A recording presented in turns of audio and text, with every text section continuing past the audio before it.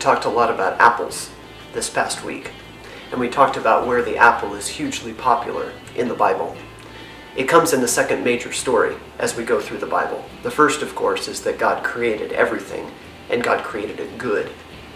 In Genesis chapter 3, we find the story where Adam and Eve are living in that goodness of God's creation and that good relationship with God.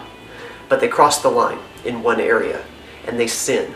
And sin throughout the Bible is described as missing the point or missing the mark that God has set out there for us. And when we miss that point, sin is not so much about doing something wrong, although it is, but it's more than that. Sin isn't just doing something wrong. Sin is missing the best thing that God has for us. Because when God designed you and me for a relationship with God, God set it up in the best way possible. And when we sin, when we do things that are outside the limits of what God set up for us, it's not just that they're wrong things, it's that they're missing the best for what God has set up for us.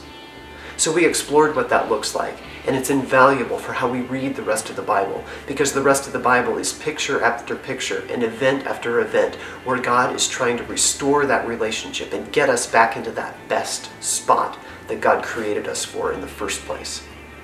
This coming Sunday, we're going to look at another major time when God is trying to restore our relationships with Him.